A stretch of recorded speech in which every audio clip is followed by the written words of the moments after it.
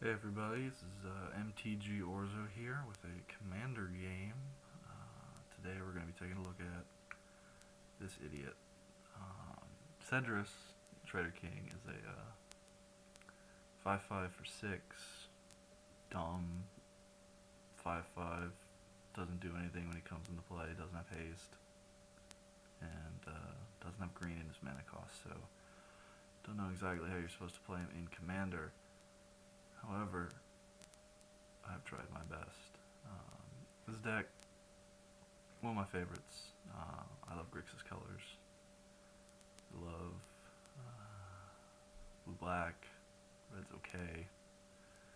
But Sedris, he does a lot of things. You know, he gets your guys back, and sometimes hits for 5. And sometimes hitting for 5 is all you need.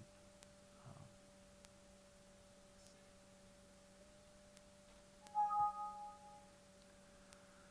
Damn it. So, we're going to take a look at the deck. We're going to run it through some games.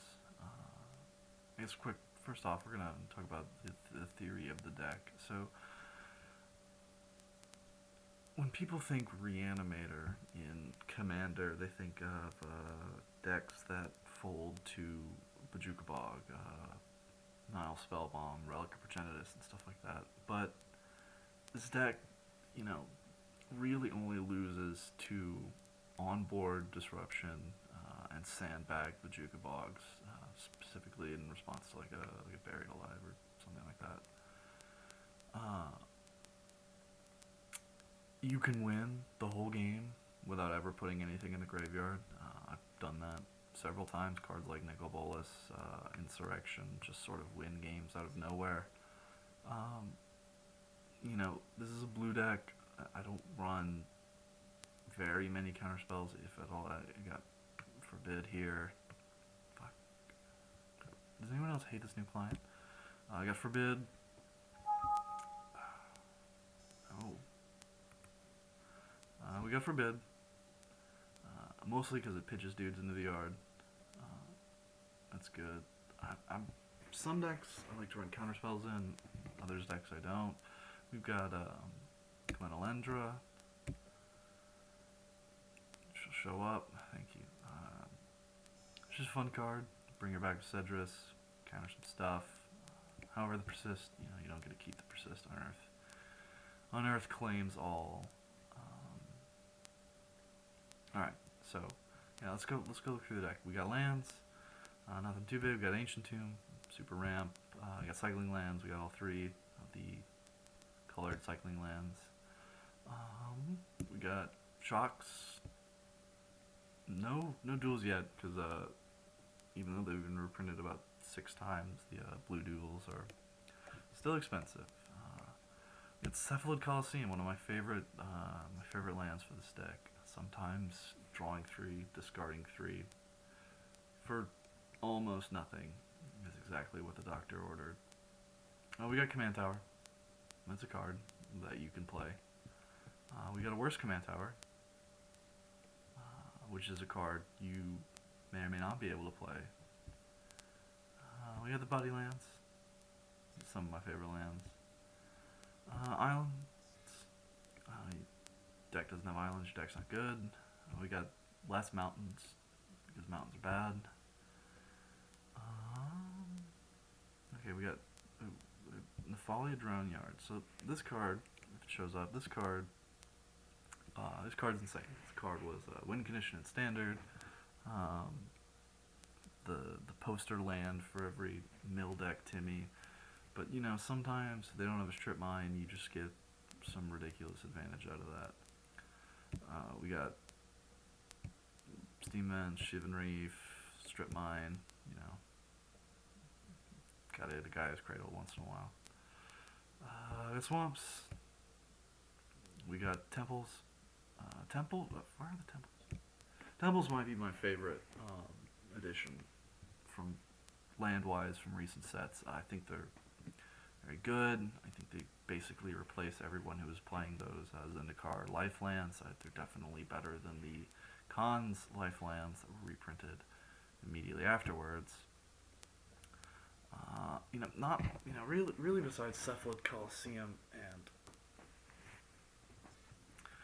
Nefalia Dronyard, I'm not really using too much utility land. Like, I know a lot of people like to stick Urborg and coffers in every black deck. I have that in this paper version, but it's just not necessary, I guess. And if you can see, I need blue. I need blue. I need blue. I need blue. I need blue. Black, I need black. Like Whip of Erebos needs a lot of black. This fucker, Chainer needs a shitload of black. But I like to keep it sort of even. Red can get the shaft because we have, 1, 2, 3, 4, 5, 6, 7, 8, 9. 9 red spells. But all I'm saying is that you don't need to shove coffers, Urborg into every black deck. So, speaking of cards you need to shove into every deck, Mana Crypt, Soul Ring, these cards should be banned, and I will continue happily to play with them until they are banned. Vampiric Tutor, very good. Don't know what else to say about Vampiric Tutor. Similarly, Preordain and Ponder. They are good 1-drop spells, and you should probably play them. However, Reanimate.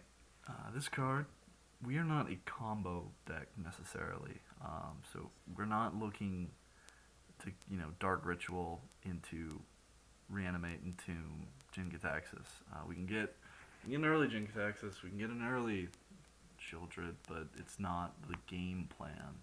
Reanimate is usually there to get one of our guys back if they deal with Sedris, or grab another dude's guy or another guy's stuff from his graveyard. Sometimes they're playing better things than me. Crater Hoof Behemoth out of the yard does this deck pretty solid. We got Cyclonic Rift. This card should be in every deck ever made. If you play mono red, you should put a Cyclonic Rift in it. I don't know how this card was printed. Well, I do know how it was printed. Like 7 mana, you're not gonna cast it in standard. And maybe back when the Bant ramp deck was a thing, but this card, if you don't win when you cast this card, you're just buying time. And sometimes you get half a boomerang out of it, which is nice. Animate Dead. Sometimes we put dudes in our yard, and we don't have our general to get them out. This gets them out. Some of the most convoluted ways, but it gets them out. Dwani Tutor, thank you, Vintage Masters. Alright, so I got out of MTGO about a year ago. Came back, and look, all these cards have been printed. Thanks, Vintage Masters. We get Signets. I love Signets. I play Signets in green, which is probably a mistake, but you can get the hell off me. I play Mind Stone. I would like nothing better on turn 1 or 2 than to play Mana Rock. And I think you should too. We got Lightning Greaves. Some people like playing with Lightning Greaves. Some people think, it's unfair or it's just too ubiquitous. But they probably have Soul Ring in their deck. So, 3 drops. 3 and 4 drops, I think, are some of the most important in an EDH deck because they really define how your deck is going to go. 3-drop slot, we've got Compulsive Research to draw, which is just a worse version of Thirst for Knowledge. Sometimes we'll discard an artifact, sometimes Steel Hellkite, perhaps, or a Solemn Simulacrum. But, sometimes you can just discard 2 cards, draw 3. Instant speed is a lot better than sorcery speed. Speaking of instant speed, we have Forbidden Alchemy, one of my favorite blue-black cards of all time. Oftentimes I will forget that it has flashback, which is really, when you find out your card in your graveyard has flashlight, it's basically like Christmas. So we got Forbid. I think we talked about that earlier. Good counterspell. Sometimes people will just concede to a Forbid lock if you have enough cards in your hand, which is, fine. I've conceded to less. Buried Alive. Buried Alive is really a card that you don't want to go out and just play on turn 3, because you are asking to get Bojuka bogged. You really want to do this if you've got something like Living Death in hand, or Sedris is out and there's protection, or you might have like a Shieldred with a Sedris out that warrants more removal than your Sedris. Buried Alive is very powerful. Some decks, like if you're playing a Traitor deck, it's like a triple demonic tutor. But this deck, it's usually just value. Like when you do blind cast it, like I usually go for like Shieldred, Jin-Gitaxias, Flare. Some big dudes. If it's a tough game, like I might get a Flame Tongue, Grave Titan. This whole deck is Buried Alive is a good card. If anyone tells you Buried Alive is not a good card, or they play with the wrong art, then you need to find other people to play with. Coffin Queen. So Coffin Queen is the best card in the deck. Some people might say Nicol Bolas is the best card in the deck. They're wrong. It is Coffin Queen. Coffin Queen is insane. Basically, it's a 1/1 for 3 without haste. Doesn't do anything when it comes into the battlefield from Tempest.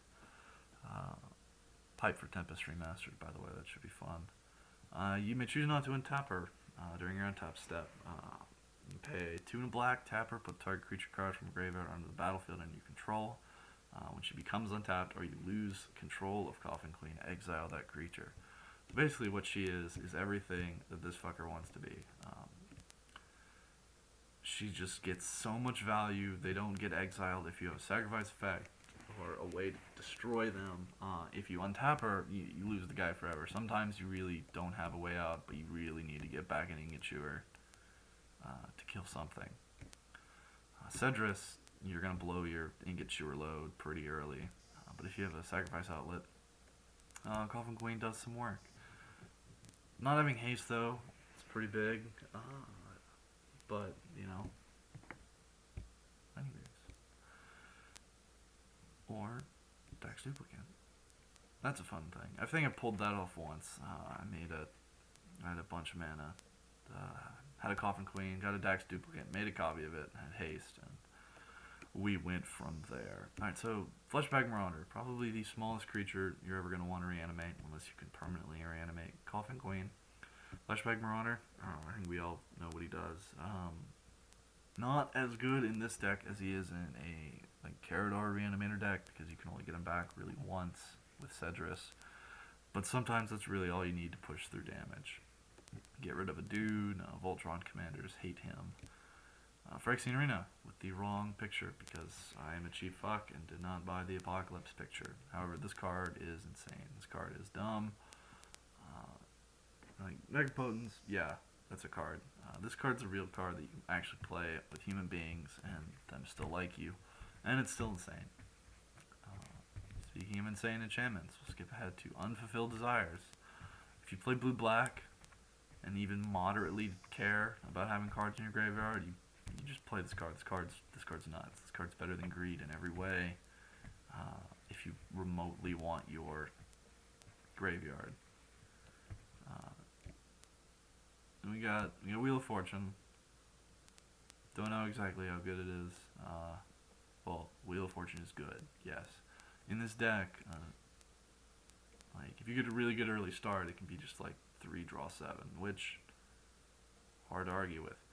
But it always ends up I'll be like, all right, I'm gonna Wheel of Fortune this turn. I'm gonna a Shieldred, Ingester, Consecrated Sphinx in my hand, and then I just draw Living Death. And you're like, well, I'm not gonna fucking ship Living Death, so now this card, whereas this card doesn't do anything. It's also just could be a dead card you're playing against another Sedris deck. I don't want to pitch your hand for just, I don't know. This card's gonna come out when I get a Altar of Dementia, which is a card that is not in here because I am stupid and forgot it, but it is one of the best cards in a Sedris type deck. value out of your dudes that are going to go away anyway, and put more dudes into your graveyard. I'll put a picture of Altar of Dementia if you guys don't know what it is, but it should be in this deck. It is not. We got some ramp. We got Colors and Relic, because it's really good, and we're not playing one color. We got Worn Power Stone. It's awesome. If you don't think Worn Power Stone is awesome, you need to get your eyes checked or something. We got Thran Dynamo. That's ramp. We got Gilded Lotus, specific ramp. We got Solemn Simulacrum. This guy is very good. That's all you need to say about Solemn. Alright, so we got 4 drops. When I usually build a deck, 4 drop slot is usually the most important when I build a deck. And because of that, it often looks thin, because I have to cut so goddamn much out of it. So what's made the cut in my 4 drop slot for this deck? We got Phyrexian Metamorph, if it'll show up. Phyrexian Metamorph. Factor Fiction. Also with the wrong art. We got Glen Elendra, I think we talked about her. A new card, we got Profaner of the Dead. This card, not that great. Probably also going to come out. Careful Consideration.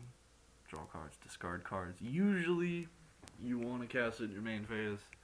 Sometimes, I've had like a Forbid in hand, and I want to cast it in my opponent's end step, but usually discarding 3 cards, especially if your digging isn't great. Sometimes it's fantastic, and you want to discard like your whole hand, but sometimes it's not. Just a good draw spell. Cool art. With Vervos, this card's nuts. We were getting rid of our dudes anyway with Sedris, so might as well give them lifelink and get another one back. It's not great together with him, like, because his just costs less, but we can't always have our general that is always available. We got Duretti. He's another card that's okay. He, new guy, Commander 14. Pitch cards and draw that many. Very rarely do I activate anything else. He's just, if that doesn't tell you the state of how bad mono red Planeswalkers is, that I will play an off-theme one in this deck because its plus ability is basically card advantage for me, then I don't know what that means. Like, I could play a Blaze, but a Blaze is bad. I own a Blaze. I'm not putting a Blaze in here. We have Flamesun Kabu, who's better than every red Planeswalker ever printed. This card is nuts. If you play red and you don't play this card, you're nuts. It's murdering that thing. Like, where is it? It's just destroying that. Look, 4/2, Flame Slash. Just don't play it into an empty field, or you'll look like a fool in front of all your friends. A Dax Duplicant, one of the cooler clones to come out in a long time. Dethrone is a dumb mechanic, but haste is never a dumb mechanic. And 5 slot, we got Body Double. If it'll pull up Body Double, the wrong art, because couldn't find a dual deck version. So we have this one. This card is dumb, and it does dumb things. You got Muldrifter, because I like to draw cards, and I like to get it back to draw more cards. Another card that's much better with Coffin Queen than it is with Sedris. Most creatures are better with Coffin Queen than with Sedris, but just a regular zombie wizard. Sick art. Let's just take a moment of silence to appreciate this art. Alright, moment over. I'm done. We got Jace. Not the Jace that people normally think about, but a Jace that does what he wants. Usually, you just want to plus him. Sometimes you need to dig and you have a Sedris out. You just put 10 cards. And -7, like, it's an ultimate, and it doesn't win you the game automatically, so why would you do it? We got Sphinx of Lost Truths. Very cool card, very weird art. Zendikar, guy, kicker. He enters the battlefield, draw 3 cards, which I love. then discard 3 cards if it wasn't kicked. Normally, that's not great. However, we usually want dudes in our graveyard. And it's just insane value getting it back with Sedris or a Coffin Queen. If you can, reliably get them out, it's usually better. Unless you have like something crazy in your hand, it's usually better to kick him the first time. So you can just draw 3 straight, and then every time else you can just cycle 3 cards. We got Shriek Maw, because there are non-black, non-artifact threats that you have to deal with. Chainer. Alright, so Chainer is another one of our cards that could be a commander. This one actually could be a commander, but then I can't play Jinga Taxes. So he is a legendary human minion. Nightmare creatures get +1/+1. You can pay Necropotence, pay 3, put target creature card from graveyard onto the battlefield under your control. Creature is a nightmare and is black. So basically, you can just start reanimating stuff. Instead of paying converted mana cost, you pay triple and 3 life. This card gets out of hand. It's a lot of black mana, and I think I said before I don't run Urborg Coffers in this deck, but that doesn't mean that you should not play with this card. I think if you play with black and you can reliably make 3 mana, this card is a good card. We have Living Death. Okay, Living Death. So Living Death. Trying out the new art. I don't know how I feel compared to the old one, but all right. So Living Death is the win condition. This card is bonkers. I'm sure you know that. I am just saying that because the amount of games we're just top decking Living Death or top decking a Demonic Tutor, it is insane. For a while, actually, I played where if Flayer of the Haybound was in your graveyard, then he would just murder someone when you Living Death, but MTGO is now telling me that is not the case, which is one of the sadder things I've ever heard in my entire life, which means I owe an apology to some guys in my playgroup.